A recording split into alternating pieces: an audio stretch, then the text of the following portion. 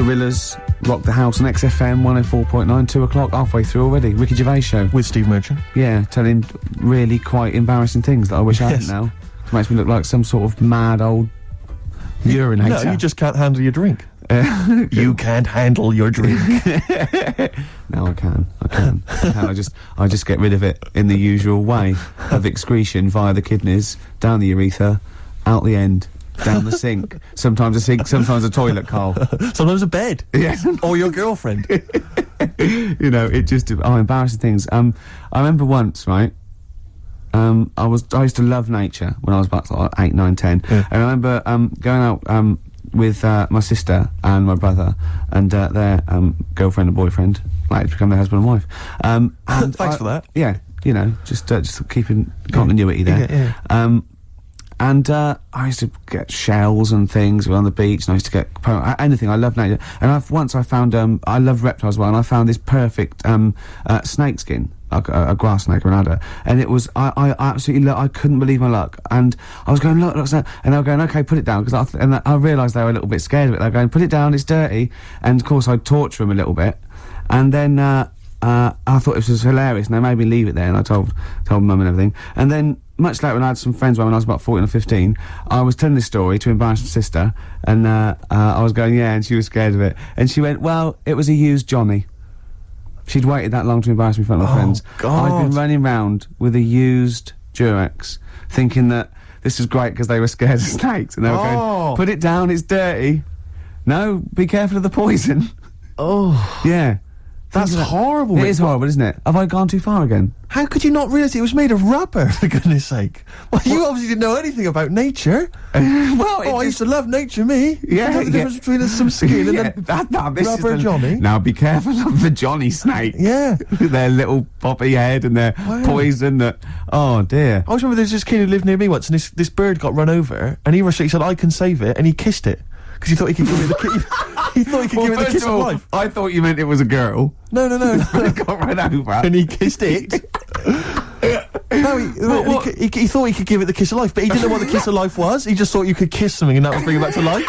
I think it was an excuse. I think he was thinking, I can't wait for a bird to get run over, then I can pretend to be giving it a kiss of life, but really I'm giving it a nice little snog on the beak. I remember he kissed it like that and threw it up like it would fly away, and it just went whoomp onto the floor. Oh, was it dead, or...? Yeah, it was blood everywhere. It was horrible. Oh, no. Yeah. And what's he doing now? He presents Animal Hospital. No, I don't know what he's doing. But, he's the worst vet in the world. Got struck off for sleeping with one of his patients. Oh, that's terrible. Oh, bless him. Oh, no. I killed a fish once. Go on. Well, I made a little bow and arrow. I was about 8 or 9, and I made a bow and arrow. And you know, you never think. We had a pond, and there was a huge fish in it, about 8 inches long, a huge big sort of like golden orph or something, or a carp or something.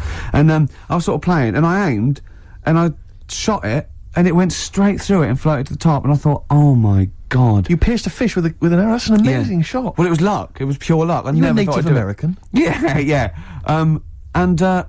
You know those little things outside in the front garden by the front gate, a little sort of 4 inches by 4 inches bit of metal. You lift it up, and it's sort of like where the drains are if the plumbers need to get there, or the council or anything like that. Right. I dropped it down there, and I thought, oh my God, what if that's discovered? What if I have to drain? So I ran loads and loads of journeys in and out of my house, right to the toilet and back, just taking out handfuls of Vim and pouring bleach down, thinking that I can get rid of this fish before the council dig it up in 10 years' time and go, send him to jail. Yes. Fish aside. But what do you think they would have done? They'd have taken the dead fish, they've gone to each of the doors going, is this your fish? Yeah, but I was 8. You don't think... Do you recognise either the arrow or the fish? Yes, it's arrow straight through it. But, you don't think when you're 8 that it'd be okay. If I can ride this out till I'm 20, the statute of limitations on goldfish murder, it is about, I can't work it out, 12 years. Wow. So that was... a killer. Carl, anything embarrassing ever happened to you ever? With what? With animals and stuff? Could be animals. I like animals, to be honest. So do I. It was a mistake. No, you don't. I thought you were feeling bad about the fish. Yeah. But really, you were more worried about you being locked up. Well, I felt bad. There was both the law and the moral side of fish death. I mean, we kill fish all the time, just not usually with a bow and arrow in a back garden in Whitley. Often the supermarket can lend a hand with that. I used to sell mackerel. Did you? Yeah, I had a pet magpie. Did you? Called Maggie. Oh, you pet Inventive. magpie. You mean you captured it and didn't let it go away? Yeah. Can't have a pet magpie. But then it got really vicious. I mean, Well, it was quite like, nasty. let me go. What do you keep it in, a rabbit hutch? No, it flew around, but it used to just like come to me all the time. But then it started pecking my head and stuff. That's not a pet magpie. That's a bird in the garden. No, but I could actually, I could hold it and stuff. It wasn't scared of me, and it knew it was me. It used to come down from like the top. It hated you. That's why it wanted to peck you. Is that? And the other thing, I always remember being younger and like walking through the woods to school with my mum, and like, I was chasing a butterfly, and she said, "Oh, don't do that, Carl." And I said, "Why?" She said, "Because they only live a day." I said, "Oh, all right, I'll get a dead one in the morning." That's genius. That's great. That's quick thinking, isn't it? Oh. No, that's sweet. Let's play a song. Oh. Wu-Tang Clan and Gravel Pit. We love that, don't we? I love it, yeah. Yeah, Classic track. We're talking like embarrassing stories and stuff, and I don't know if I've told this on the radio before. Have I told you, Carl? I'm not sure. But this was when I was working at the BBC. This is not even long ago, and I'd moved to London, and I was fairly new in London. And I was working at the BBC, and I had this BBC hire car, and I've never told it. If there's anyone listening who works for the BBC, I don't know if I can still get in trouble for it. But this BBC hire car, and it was like I'd been ferrying kind of actors and people and production people around all day in this car. And I was driving back, it was quite late, it was about sort of 7 or 8, and I was driving back, and I pulled in to get some petrol to fill up the car every day. And I went into this garage to fill up some petrol, and I was there, and two blokes came in a white van, right? They sort of pulled into the forecourt, and I was filling up the car, and they went, "Hey, do you want to buy a couple of speakers?" And I said, "Yes, I do."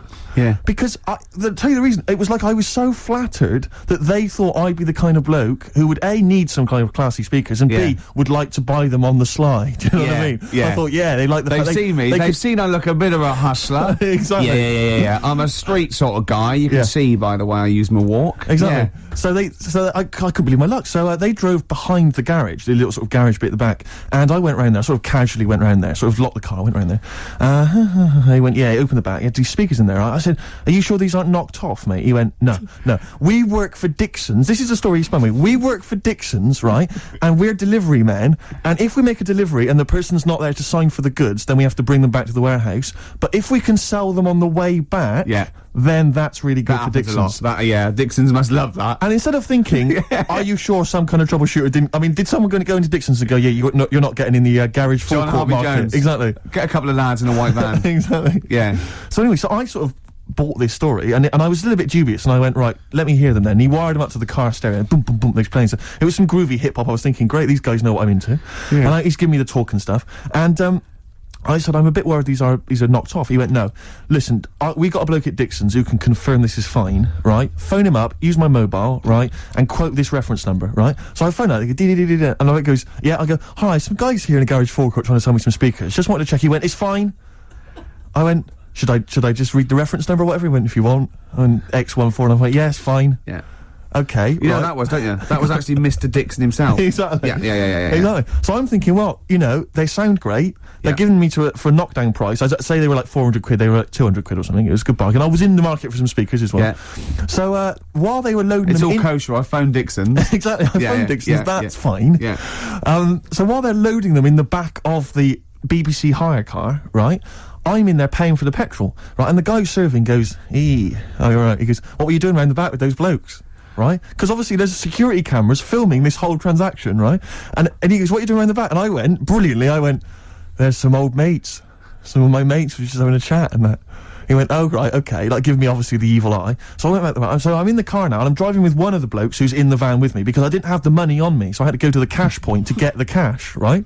So I'm driving with him, and the other guy's like following me in the van, and he was like a northerner like you, and he was giving it all the, all right, yeah, I tell him, my girlfriend's a DJ, she's got some of these speakers, they're fantastic, da-da-da, and he's giving me this, and then my mind starts working. Now that I've got a bit of time to think, I'm thinking, wait a minute, this all sounds a bit dodgy. Yeah. It dawned on me, Rick. You know, fool, are you? You're streetwise. Exactly. You're streetwise, Steve. Not only that, I was thinking, how am I going to get them home? I've got to drop the car off at the BBC. How am I going to get these huge speakers back to where I live? And how can I pay for them? Because I've just spent £100 on Find the Lady with a couple of blokes in the square. It seemed like a fair game.